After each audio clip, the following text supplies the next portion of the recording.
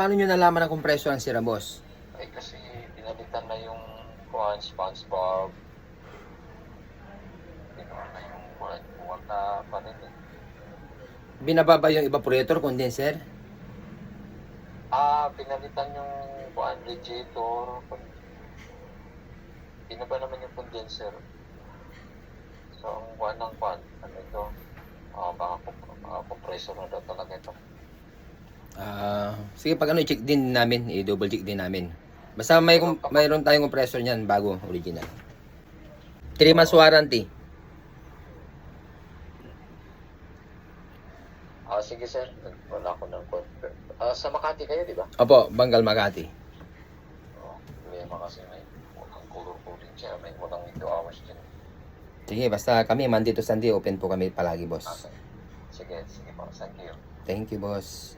Ano yung Axon na 2017 model, kung yung tumawag, so check natin. Binits natin, yung may naman. Okay. Sige nga, aircon mo nga, boss. Aircon. Okay. So, ito yung before, guys. Papalitan natin ang ECP valve na to. Ito na mga kababayan yung papalitan natin ng ECB valve. So ito na yung bago sira. Yan. Alright. Ito yung hinatulan ng compressor. Ayan mo na. Pag mga ganong issue mga kababayan, ECB valve muna. So ito, hindi na natin tinanggal yung compressor, dinukot lang natin. Alright.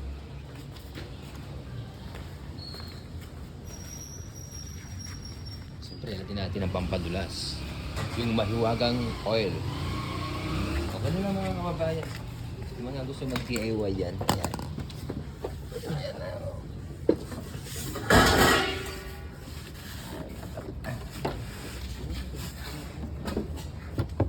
na. May special course tayo dyan.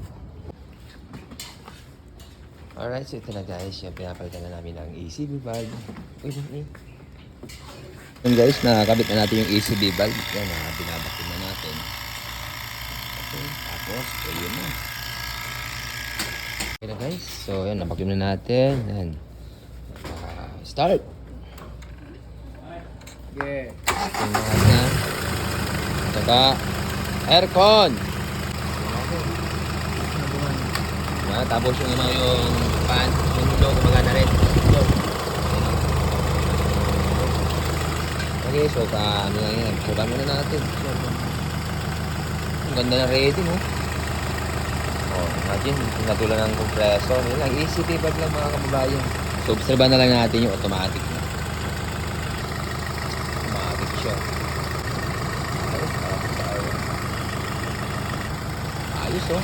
Ganda na rating. Yung natulan ng compressor, ano, nagbumbis, no? So, ano, sir, malamig na? Okay na. Okay na? Okay na okay.